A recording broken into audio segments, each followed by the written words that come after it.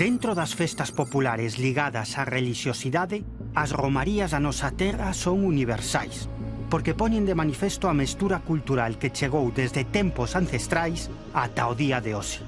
Santos que curan, cerimonias para acabar con certas doenzas ou as senlleiras procesións dos cadaleitos son tan só uns exemplos dos que agora lles imos a propoñer.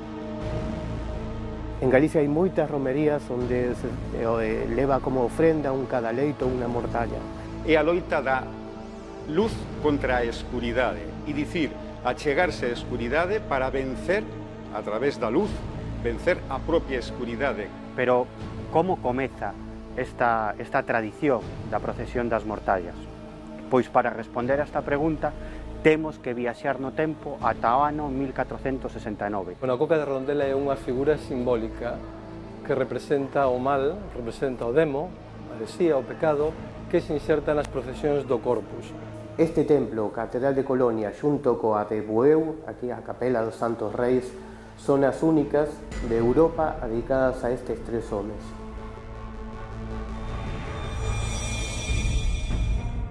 Mundos subterráneos. Templos ocultos polo paso do tempo. Construccións sagradas sobre outras igualmente sagradas e máis antigas.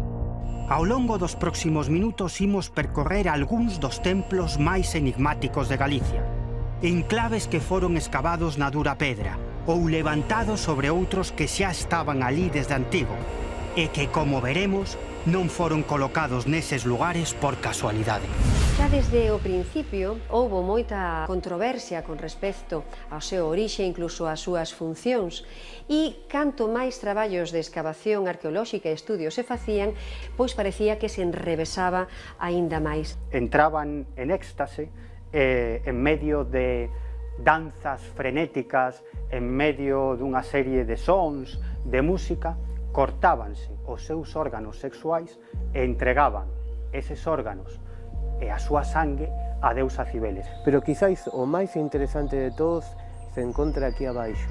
Aquí foi donde di a tradición que foi torturada con lume e salvado polo propio San Pedro. Pero este lugar ten moita máis que unha lenda.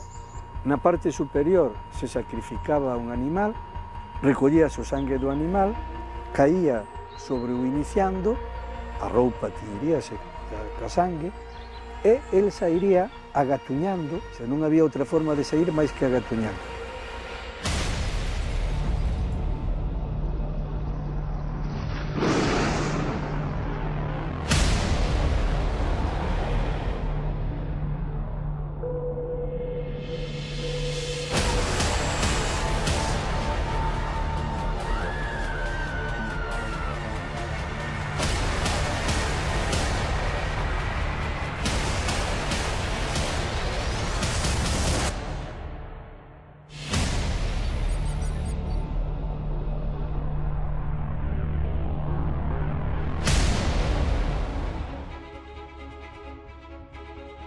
En Galicia vívese a relixiosidade dunha maneira especial. Pasar por baixo das imaxes sagradas, botar pedras, ofrecer aos santos figuras de cera das partes do corpo danadas, beber augas de fontes non menos santas ou tocar unha pedra considerada sagrada son algúns dos ritos que teñen lugar en diferentes santuarios galegos. É unha forma moi particular de vivir a fe. Por iso destacan un bo número de templos nos que a devoción se manifesta dunha forma única, dun xeito que non acontece noutras partes do mundo.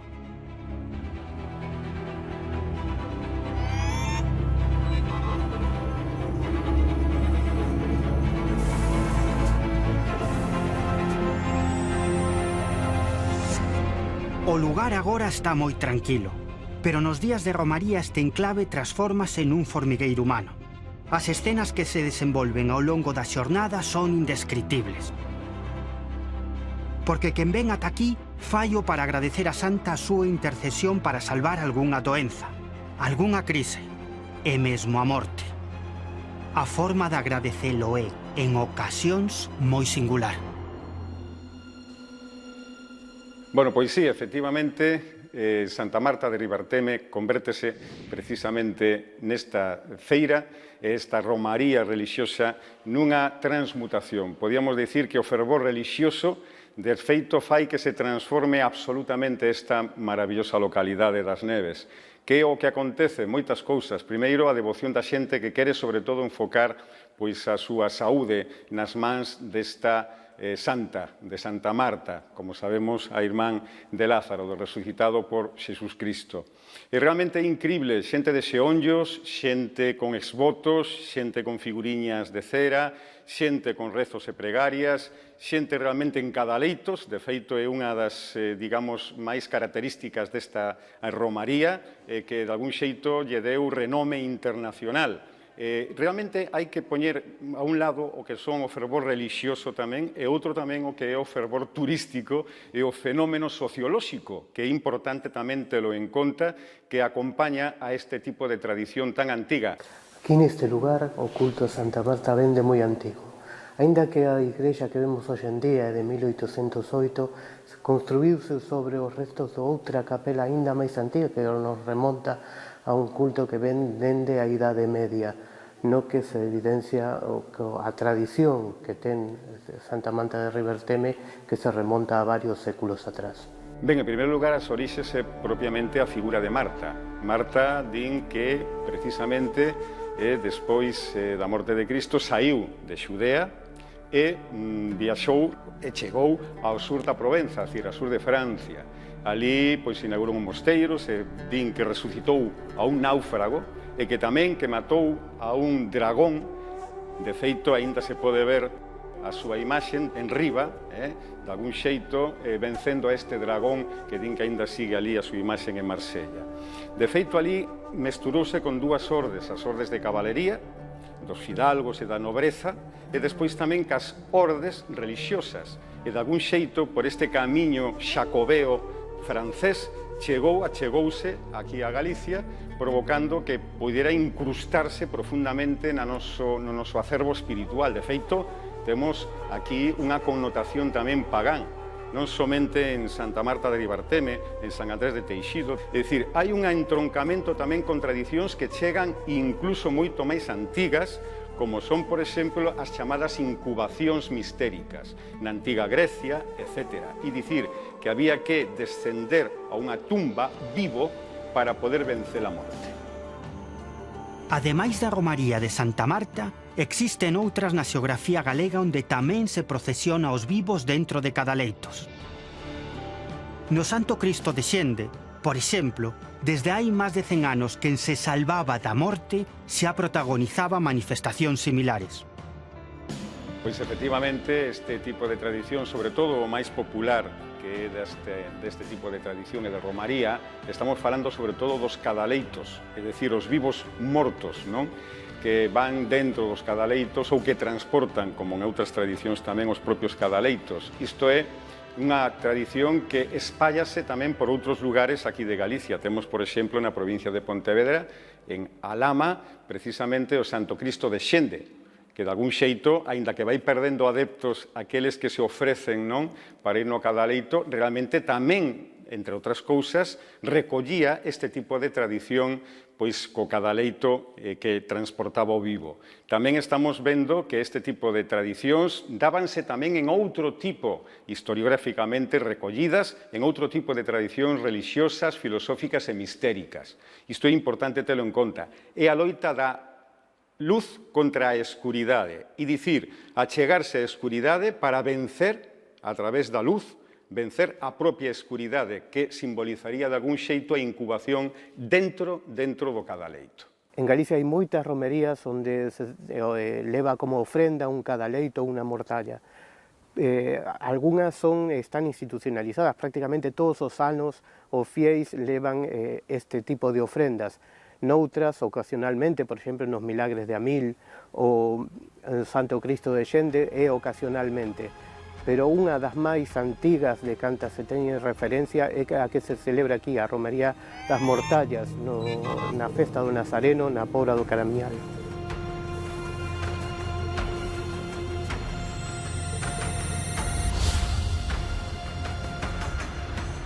En Galicia contamos con máis procesións nas que os féretros son o elemento principal. Unha das máis coñecidas e antigas é a procesión do Nazareno ou a procesión das Mortallas, que sai precisamente da igrexa de Santiago que teño as miñas costas, aquí na Pobra do Caramiñal. Pero como comeza esta tradición da procesión das Mortallas? Pois para responder a esta pregunta temos que viaxar no tempo ata o ano 1469. Nesa época mandaba na Pobra do Caramiñal un home chamado Xoán de Liñares. Este home tiña que presidir a procesión do Nazareno, pero resulta que uns días antes púxose enfermo. Enfermou de moitísima gravidade e encomendouse o Nazareno para sandar do seu problema de saúde. Precisamente nese tempo chegou a Pobra do Caramiñal, ou chegaron 4 bandoleiros que ían ser executados. Como digo, o caso que Xoán de Liñares encoméndase o Nazareno e precisamente un día antes da procesión sanda milagrosamente.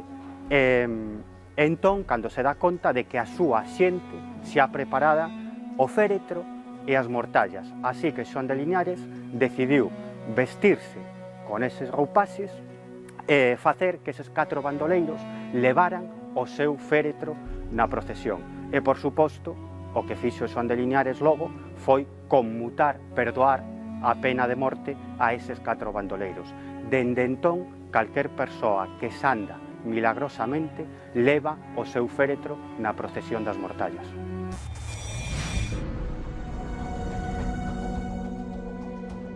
Conta unha lenda que un gran monstro saía da ría de Vigo para devorar as mozas de Redondela. Pero un día, un grupo de veciños fíxolle fronte e acabou con el.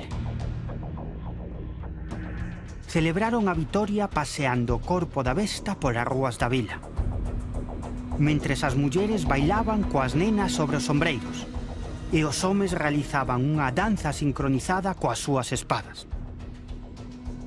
Desde entón, en cada Corpus Christi, celébrase en Redondela a recreación desta vitoria.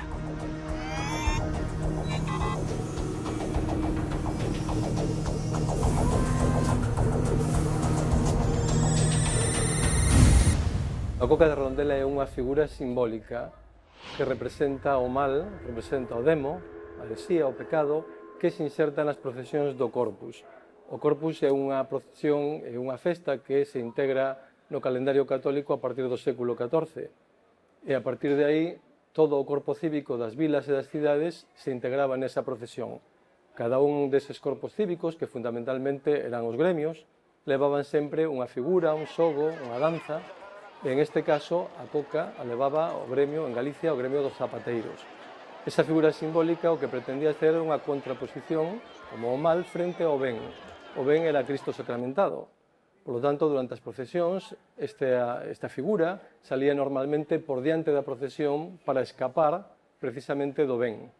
E tamén se facía un auto sacramental, normalmente diante da iglesia ou de algún convento, donde nese campo se celebraba un combate entre San Jorge e o dragón.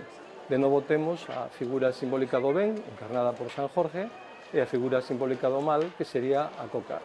O nome que ten de Coca ven de Cocatris, que é, no latín tardío, significa cocodrilo. Pero, bueno, ven a ser o mismo que dragón ou animal monstruoso que representa ese mal.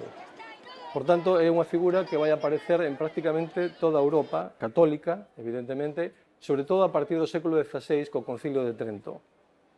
Aquí en Galicia esa representación se facía tanto en Redondela como en Pontevedra, en Ourense, en Allariz, incluso en Betanzos, é dicir, en toda Galicia, toda a Galicia urbana, porque fundamentalmente era unha festa urbana.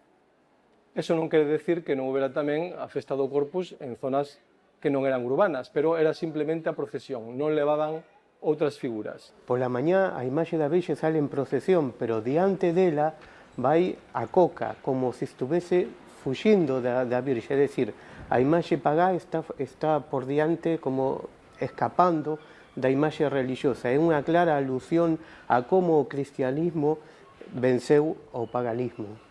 Aquí a participación dos gremios, igual que en todas partes, facía que os gremios levaran as danzas. No caso de Redondela, a danza de espadas a levaría o gremio máis importante, que é o gremio dos mareantes, é dicir, dos mariñeiros, que era o máis grande da vila, entón facían esa danza con 25 homes que bailaban esa danza de espadas. A danza de espadas é unha danza moi antigua que probablemente despois se insertan casi todas as poblacións dentro da procesión do Corpus. O que estamos é integrando elementos, danzas e figuras de tipo pagano ou relacionados coa fertilidade que van a entrar despois na época cristiana dentro de unha festa que tamén se instaura dentro da primavera, como é o caso do Corpus Christi. Entón, esos elementos da época antigua relacionados coa fertilidade se integran aquí. O mesmo pasa coa danza das penlas. A penla ven a ser unha malla e a leva un gremio femenino que son as panaderas, tamén as cuartilleras, son pouquiñas e teñen que vestir e adornar unha penla. Esa penla representa a fertilidade, representa a malla, a deusa da naturaleza. Lóxicamente, ao integrarse dentro de un sistema religioso, pouco a pouco vai ir adquirindo pois, tamén unha justificación religiosa. Esa é a razón pola cal as penlas de Redondela son unhas nenas que levan aliñas. Esas aliñas é un poquinho a representación dos anxos que fan un homenaxe a Cristo sacramentado. Pero en realidade, antiguamente, ese vestido non levaba alas, sino que era un vestido moi rico, moi adornado, con moitas ollas, moi rechamante, porque representaba realmente eso, a malla, a fertilidade, a natureza, que ten moito que ver con o ciclo de maio, e incluso, bueno, pues a festa dos maios que tamén se celebra en Redondela. Os Reis Magos tamén teñen a súa propia romaría en Galicia. Unha celebración única en toda Europa. Despois de repartir os agasallos durante a noite, as súas maxestades do Oriente teñen unha cita cada 6 de xaneiro en Ovalado, Bueu. Alí celébrase unha romaría singular na única capela dedicada exclusivamente a estes tres personaxes. Moitos anos despois de ter deixado os agasallos no pesebre de Xesús, os tres Reis Magos foron bautizados en Sada, segundo di unha antiga tradición cristiana. Chegaron incluso a ser bispos, pero co martirio que sufriron os cristianos nas primeiras épocas, foron martirizados e as súas reliquias foron levadas á Catedral de Colonia.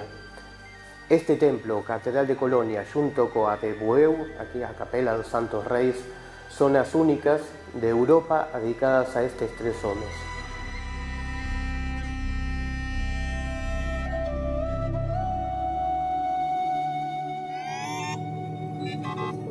Seguindo con este percorrido polas nosas romarías máis extrañas, na aldea de Outarelo, na comarca de Valdeorras, celébrase unha festa en recordo de San Francisco Blanco, un ourensán que finou crucificado cando predicaba en Xapón. Non é extraño, porque precisamente alí, na pequena localidade xaponesa de Shingo, venérase nin máis nin menos que a tumba de Xesús. A historia basease nuns milenarios documentos chamados Takenouchi, que contan que Xesús estivo desde os 21 aos 33 anos en Xapón aprendendo a súa cultura, as súas tradicións e ata o propio idioma. Poderase creer niso ou non, pero certo que a súa tumba é visitada por máis de 30.000 persoas ao ano. Do mesmo xeito que aquí se venera a cabeira de San Francisco Blanco. San Francisco Blanco naceu en Tameirón, na Gudiña, no século XVI, e xa de moi pequeno tuvo vinculación con milagres e coa vida religiosa. Foi xunto cos frades de Berín, logo foi a Pontevedra, onde estivo unha temporada cos franciscanos. Alí di a súa xeografía que curouse tras dormir nunha tumba dun home santo durante 9 días, e logo quixo ser misioneiro, foi destinado primeiro a México, despois a Filipinas e finalmente a Xapón, como tantos outros franciscanos que iban a evangelizar aquel país. Pouco tempo despois foi víctima das mutilacións, das represalias do Imperio xaponés contra os cristianos e foi finalmente crucificado en Xapón. Anos despois, as súas reliquias foron traídas por dúas mulleres xaponesas ata Galicia e o seu cráneo se atopa na igrexa de Outarelo, en Barco de Valdeorras. Vemos, por tanto, que as romarías en Galicia están protagonizadas por santos que curan, outros que, segundo os enfermos, os liberaron da morte, de loitas de homes contra monstros. É, en definitiva, a expresión multicultural dun pobo que soubo adaptar o mellor do seu pasado ás crenzas do presente, sen esquecer as antigas tradicións que seguramente naceron por algún motivo moi contundente.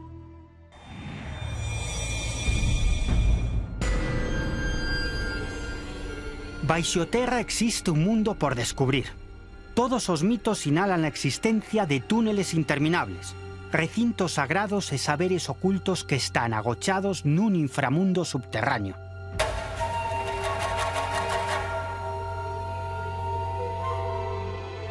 Algúns son recentes e pódense describir, porque o primeiro templo do home do pasado, onde dá renda solta a súa relixiosidade, é precisamente a cova. Outros se manteñen vivos a través de lendas e son máis difíciles de explicar. Vexamos.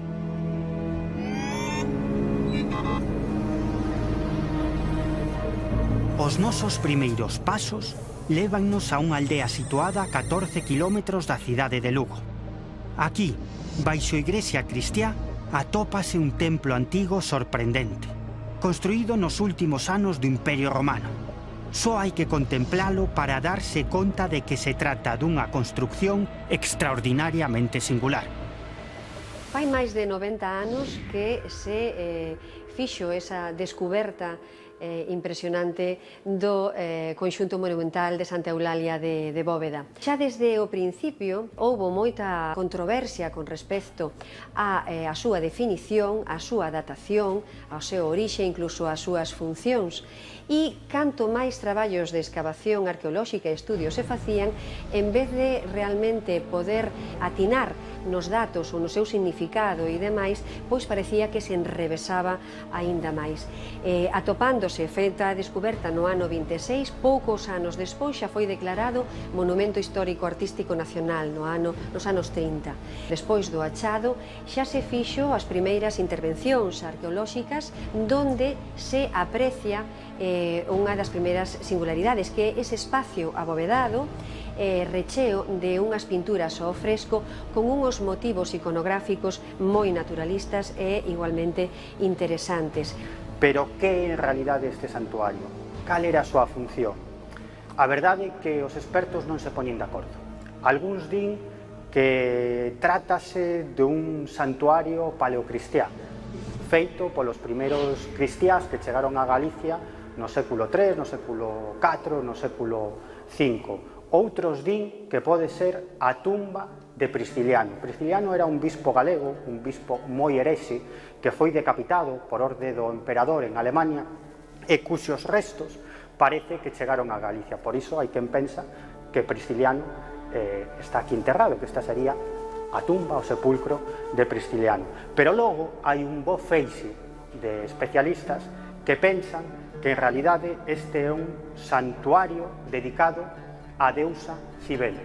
Cibeles era a deusa romana da fertilidade, da natureza, e que ademais era encargada de afastar os malos espíritus. O que está claro e desarrollado de xeito cronológico é que tivo un uso en orixe e logo probablemente a súa gran pervivencia temporal ao longo do tempo, sigue estando aí, pois cambiou probablemente o seu uso e modificouse ao longo do tempo tamén a súa estructura. Se pensou desde un principio nun santuario, pero logo tamén nun monumento funerario.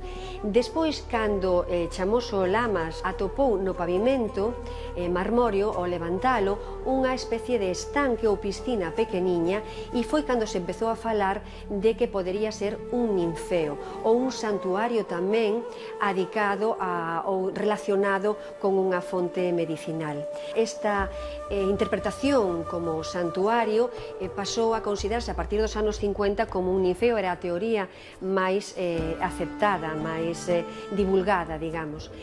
Pero, sin embargo, Jaime Delgado tamén con posterioridade falou que o feito de que estivera no pavimento, que houbera un estanque ou unha piscina, que tampouco iba en contra da súa consideración como un sepulcro de época tardorromana, porque a auga era tamén importante, estaba asociada ao culto aos mortos daquela época. Nas festas para honrar a deusa Cibeles, unha das cerimonias máis importantes que se facía era protagonizada polo sacerdote maior, o sumo sacerdote. Esta cerimonia consistía en que se introducía nesta piscina central, aquí no interior de Santa Eulalia de Bóveda, e no piso superior sacrificábase unha vaca ou un touro e a sangue caía por un conducto e bañaba o sumo sacerdote ao que se lle manchaba de sangue todas as súas vestimentas. En realidade, este era un rito de morte e resurrección, o mesmo que a deusa Cibeles, que tamén morreu e resucitou. Outro elemento importante aquí no interior do santuario de Santa Eulalia de Bóveda é isto que teño as miñas costas, que é unha pedra, unha pequena pedra, en riba dun altar tamén de pequeno tamaño. Isto simboliza nada máis e nada menos que a deusa Cibeles. E de feito, na época do emperador Augusto, que era un gran devoto da deusa Cibeles, acuñouse unha moeda de bronce no que precisamente se representa a Cibeles deste modo, cunha pedra en riba dunha pequena columna. Outro elemento, tamén moi importante, aquí no interior de Santa Eulalia de Bóveda. Estas pinturas, magníficas pinturas, de paxaros e tamén de motivos vegetais. Respecto aos paxaros, aquí en Santa Eulalia de Bóveda levábase a cabo unha práctica ben curiosa. Segundo algúns expertos, ao redor do que é a estructura do santuario había unha serie de corredores nos que os sacerdotes agochaban uns paxaros. Estes corredores tiñan unhas fiestras, así que os sacerdotes abrían esas fiestras, entraba a luz e os paxaros cantaban. E cando pechaban esas fiestras, os paxaros calaban. É dicir, que os paxaros cantaban e calaban a vontade dos sacerdotes. Iso que facía é que a xente que chegaba ao templo de Cibeles, neste caso a Santa Eulalia de Bóveda, a consultar o seu futuro, pois esta xente tiña a sensación de que as pinturas dos paxaros, aquí no interior de Santa Eulalia de Bóveda, cantaban a vontade dos sacerdotes. En realidade tratábase dun truco, pero dende logo dun truco moi enxeñoso. Unha vez máis volvemos a comprobar que en lugares como este a religión superponse ao longo dos milenios. Sempre sagrado sobre sagrado, seguramente porque este lugar posúe unhas características moi especiais para que así sexa. É casi unha constante que uns povos, unhas culturas construen os seus lugares sagrados un encima de outro. No caso de Santa Eulalia de Bóveda, sexa o que foi este santuario, está claro que o cristianismo construiu por riba a súa igrexa, con lo tal este caso é totalmente evidente que este lugar foi sagrado na antigüidade e é sagrado hoxe en día. Na fachada exterior de Santa Eulalia de Bóveda atopámonos cunha serie de relevos máis que interesantes. Nun deses relevos observamos a unha serie de homes danzando. Son os galos en plena danza ritual. Pero quen son os galos? Pois os galos, segundo os expertos que estudiaron Santa Eulalia de Bóveda e outros santuarios dedicados a Cibeles, os galos serían os sacerdotes de Cibeles en plena danza ritual. Estes sacerdotes de Cibeles eran todos eunucos, é dicir, que se cortaran os seus órganos sexuais. Esta cerimonia ou este rito ou esta acción na que se cortaban os seus órganos sexuais tiña lugar nas festas para honrar a deusa Cibeles. Os sacerdotes novicios entraban en éxtase en medio de danzas frenéticas, en medio dunha serie de sons, de música, cortábanse os seus órganos sexuais e entregaban eses órganos e a súa sangue a deusa Cibeles. Acto seguido recibían unha serie de roupaxes de muller, roupaxes femeninos, que se vestían con eses roupaxes e desde ese intre xa eran sacerdotes da deusa Cibeles. É tremendamente curioso porque aínda hoxe en día en determinadas zonas de Galicia perviven estes bailes. Os homes vístense con roupaxes de muller e sosteñen entre as súas mans ese arco decorado con flores que podemos observar no exterior da fachada de Santa Eulalia, neses relevos. Bueno, estes son uns dos relevos máis interesantes, pero hai moitísimos máis. Por exemplo, o león. Hai un relevo de un león, e que na maioría dos santuarios dedicados a deusa Cibeles había un león. Por eso é moi posible que precisamente neste santuario de Santa Eulalia houvese tamén un león. Outro relevo tremendamente rechamante, o da avestruz. A avestruz era un ave vinculada tradicionalmente a deusa Cibeles. De feito, nalgúns cánticos, a deusa Cibeles chámaselle Cibeles avestruz. Máis relevos interesantes. Os mutilados. Aínda que este relevo está moi desgastado polo paso do tempo, son dous homes mutilados, dunha perna, dun brazo. Os mutilados eran os maiores devotos da deusa Cibeles. E tamén atopamos un relevo que eu creo que xa é definitivo, que segundo moitos expertos trátase nada máis e nada menos que da deusa Cibeles preñada facendo unha danza ritual. E recordemos que a deusa Cibeles é a deusa da fertilidade. É evidente que o templo romano de Santa Eulalia de Bóveda alberga un gran número de interrogantes. Pero cal é a razón de que se construíse precisamente aquí? Existe algún motivo para situar este tipo de templos nun determinado lugar? Todo parece indicar que sí. Por que os nosos devanceiros erixían os seus santuarios nuns lugares e non noutros? Segundo algúns investigadores que estudaron este asunto, isto ten que ver, ou tiña que ver, cas enerxías telúricas. As enerxías telúricas serían unha serie de radiacións que emanarían da Terra.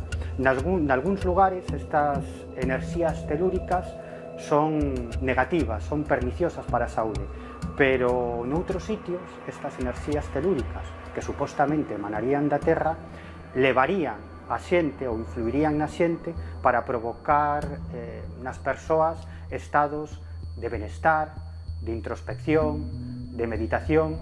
De feito, todas as culturas tradicionais da Terra creen na existencia das enerxías telúricas que chaman de diferentes formas: veas do dragón, saídas do ben e do mal, portas de demos, portas de anxos. Eu estou completamente convencido que este santuario, o santuario de Santa Eulalia de Bóveda, non se erixiu nun sitio elixido ao azar, senón nun lugar que emana enerxías telúricas positivas.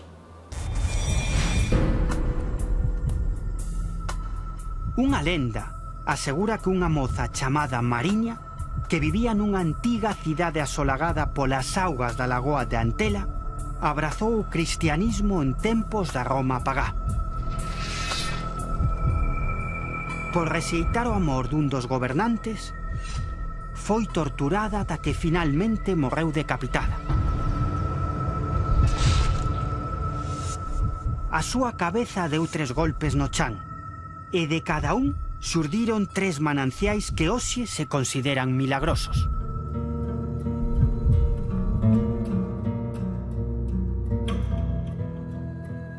Actualmente só vemos campos de cultivo e algunhas granxas onde antes atopábase a gran lagoa de Antela, desecada nos anos 50 do século pasado.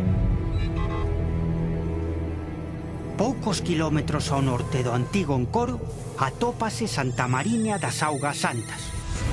Nos arredores desta pequena aldea ourensá áchanse os restos dunha capela inacabada do século XIII. Hoxe vémola protexida pola néboa. E aínda así, o que realmente protexe no seu interior é un tesouro para os arqueólogos, xa que a cripta agocha unha sauna castrexa anterior aos romanos. Todos os elementos que forman parte da lenda de Santa Mariña están integrados aquí nesta contorna. O carballo que plantou ela, as fontes que xurdiron despois da súa morte, pero quizáis o máis interesante de todos se encontra aquí abaixo. Aquí foi donde di a tradición que foi torturada con lume e salvado polo propio San Pedro. Pero este lugar ten moita máis que unha lenda. Debaixo deste templo está o forno da Santa, o lugar onde di a tradición que foi torturada Santa Mariña empregando o lume para elo. A cuestión é por que se erixiu un templo cristiá sobre un lugar onde se facían ritos pagás. A resposta é que aproximadamente no século III ou no século IV, cando chegan os primeiros cristiás a Galicia, dedícanse a levantar templos cristiás en sitios onde se facían cerimonias máxicas, cerimonias pagás. De feito, era moi común crear historias lendarias sobre santos ou virxes en sitios onde se facían este tipo de cerimonias máxicas. Aquí, neste sitio, en Santa Mariña, moi probablemente tiña lugar un rito de adoración ás augas. Augas que seguramente crían os nosos devanceiros que tiñan propiedades sandadoras, sandadoras de males físicos e sandadoras tamén de males psíquicos, de males mentais. Os nosos devanceiros adoraban a nai natureza, adoraban as árbores, adoraban as augas, adoraban as rochas, pero non porque pensaran que dentro había espíritos, senón que estes elementos, as rochas, as augas, as árbores, as plantas, eran símbolo, eran representación de Deus, a inteligencia creadora. A súa era unha religión moi profunda. Pois a cripta de Santa Mariña consérvanse edificios de diferentes épocas que foron superpoñéndose ao longo do tempo. A parte máis antigua que creemos que se conserva está relacionada cunha sauna da Idade do Ferro asociado ao castro de Armea, do que nos quedaría o forno, o espazo que hai diante do forno que foi transformado posteriormente, as canles e un depósito de auga. Creemos que, bueno, como te decía, que estaría asociado a esos espazos que son anteriores ás termas coñecidas de época romana, pero que serían lugares relacionados con unha sauna. Despois, no século VI, polas datacións que temos, habería unha transformación dese espacio, probablemente asociada á cristianización de todo o entorno e vinculado á lenda de Santa Mariña, no que transforman probablemente o forno nunha ábsida e o espacio diante do forno nunha capeliña. Entonces nos quedarían pois, eses dos elementos. Esa, na plena Idade Media, a finais do século XIII, principios do XIV, fan unha cripta que reaproveita todos eses elementos, pero que xa é un elemento de culto plenamente cristiano. E en riba dela empezan a construir unha basílica que non se termina, porque eso temos tamén a ábsida e parte dos muros da nave, pero que non estaría rematada. Entón, digamos que temos de restos de 4 momentos diferentes. E logo hai unha serie de transformacións en época moderna, pero que son puntuais, como a restauración dos morteiros dos muros. Sempre se construe sagrado sobre sagrado. Estou completamente convencido que santuarios como o de Santa Mariña de Augas Santas non se erixían en lugares elixidos ao azar, senón en sitios onde as enerxías telúricas son propicias e xeran na xente estados de benestar, de introspección, de meditación. Por exemplo, os druidas, que eran os antigos sacerdotes dos povos celtas, crían que esas forzas telúricas deslizábanse polo chan como se foran serpes, e eles sabían elixir os lugares propicios para levantar os seus templos, os seus santuarios sagrados. É moi frecuente que templos antigos se vayan reutilizando para cultos máis modernos a través de diferentes épocas. É o que acontece aquí, que hai construcións dende a Idade de Ferro, pero logo foron reutilizadas na Idade Media. É curioso que, segundo os cultos, segundo as creencias, se vayan reutilizando. Por exemplo, aquí estaba inicialmente orientado a saída do sol o 2 de febrero, que é o día de San Blas, un santo que se venera en Santa Mariña de Augas Santas na igrexa, e que posteriormente foi corrixida esa alineación para que a posta do sol coincidira co día de Santa Mariña de Augas Santas. Ben, os fornos de Santa Mariña de Augas Santas o temos que ver no seu aspecto inicial sin as bóvedas que cubren a precámara e a nave onde está agora o altar. Eso é do século VIII, é unha cousa moi posterior. Entón, se eliminamos eso, o que nos queda é o forno, ca pedra formosa, pequeno arco, unha pequena oquedad, e iso, evidentemente, tiña que ter unha utilidade. Donde hai un forno, se coce algo, evidentemente, non? Que se cocía aí? Bueno, pois posiblemente se cocía cerámica, posiblemente, é probable tamén que houbera algunha fundición, cerca se atoparon restos dunha fundición, que a romanización se quentaba auga, e iso funcionou como terma, incluso había unha pequena pisciniña, sigue habendo, só que agora está sin auga, pero iso non exclúe outros usos, e ocasionalmente, posiblemente se pudo utilizar o forno para usos rituais iniciáticos. O iniciando se o colocaba dentro do forno, xusto debaixo da chimenea, iniciando a persoa, o xoven, que pasaba a vida adulta e que era o protagonista dese rito iniciático, non? Pasaba a ser un máis da comunidade, dos que debían velar por a seguridade da comunidade, eso era algo a celebrar de forma solemne, non? Na parte superior se sacrificaba un animal, o iniciando ia vestido con vestimentas blancas, recollíase o sangue do animal, botábase por esa chimenea con forma de funil, caía sobre o iniciando, a roupa tiñiríase ca sangue, e el sairía agatuñando, e non había outra forma de sair máis que agatuñando. Entón a imaxe é moi plástica, é un nacemento, é un nacemento.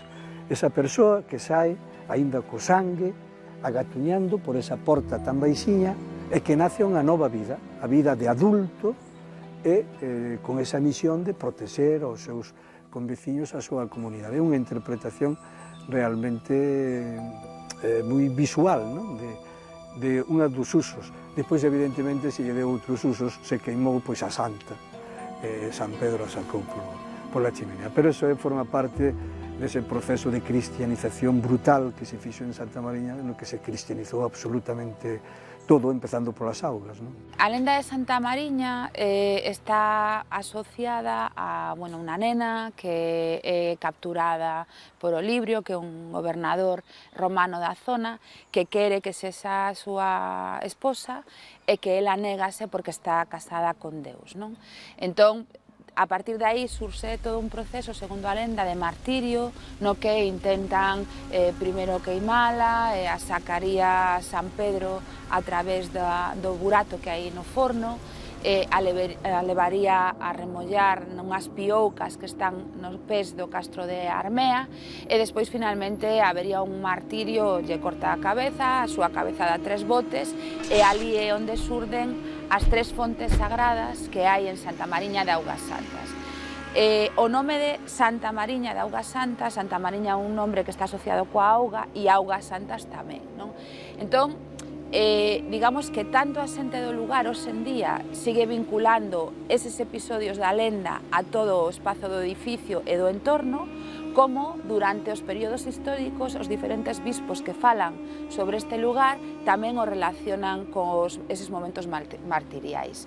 Digamos que unha vez que a muller, a nena, morre, reocupan ese espazo como lugar sagrado e construen unha capela que estaría un pouco vencellada a Santa Mariña, non? Fan esa capeliña adiante, polas datacións que temos, como dicía, sería do século VI, vinculada a ese momento do priscilianismo, etc. E despois, nun momento no que na plena Idade Media hai unha revitalización do culto a Santa Mariña, se volve a ese lugar e se construe ese terceiro edificio que sería xa un lugar cristiano canónicamente definido. É moi interesante porque, como na segunda fase reutilizan ese forno, non ten unha orientación canónica, esa pequena capela primitiva está orientada a ábside ao oeste e a entrada oeste, porque están reaproveitando os elementos da sauna da Idade do Ferro, mentras que no segundo momento hai un cambio e si xa ten unha orientación canónica. O altar estaría ao oeste, mentras que os pés serían a zona do forno. Entón, digamos que toda esa lenda, temos elementos arquitectónicos que sí que son moi claros, están vinculados a esas distintas fases constructivas, pero ademais a xente do lugar, a tradición oral, a conta así e integra o edificio de Santa Mariña nesa lenda, co cal, dende o punto de vista antropolóxico, é tamén moi interesante o lugar.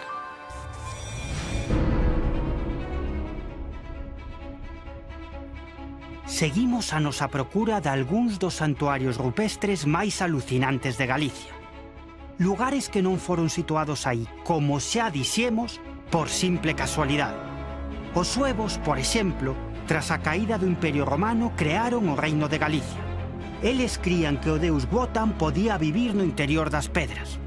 Quizáis por iso son moitas as grandes rochas ás que se atribúen propiedades sagradas, e que aínda son veneradas en pleno século XXI. Estamos na Ruta dos Penedos, un lugar ateigado de grandes pedras e cheo de lendas que falan de camiños baixo terra e seres fantásticos. Por exemplo, o túnel que vai dende o Monte da Picaraña hasta o Castelo de Sobroso, que din a tradición de que o fixeron os mouros. Sin embargo, podería ser que esas lendas tiveran un sustrato real, podería ser que hubiera máis que unha creencia popular.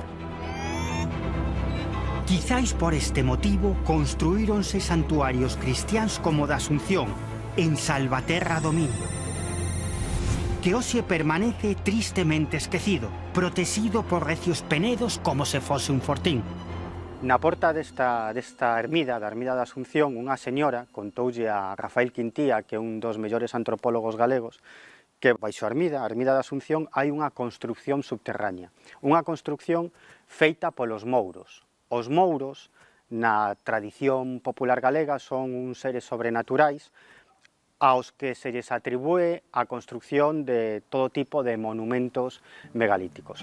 Esta señora contoulle que cando era nena, con outros amiguiños, entraron nun túnel, percorreron aproximadamente uns 40 metros e chegaron a unha sala precisamente baixo esta ermida, a Ermida da Asunción. Esta mesma señora tamén contoulle a Rafael Quintía que hai tan só uns anos ese buraco, ese corredor colapsou e formou un buraco diante da entrada da Ermida da Asunción.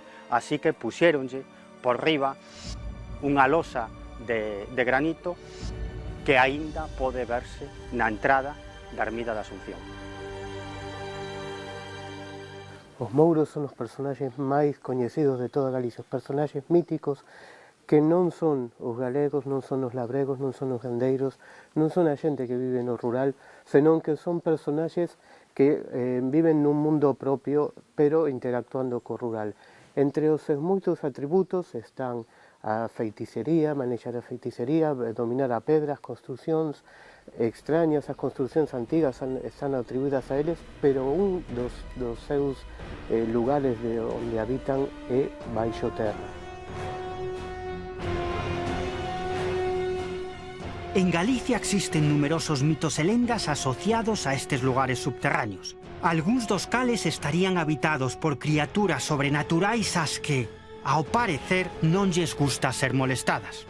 Son lendas que están presentes noutros lugares e noutros mitos, pero sempre enmarcadas nese mundo antigo no que o home cría en algo máis que santos. Ademais, como vimos, algúns destes lugares existen. Así pois, e chegados a este punto, a pregunta parece clara. Quen os construíu e para qué? Quizáis debamos de volver mergullarnos nas tumultuosas augas da lenda para saber algo máis.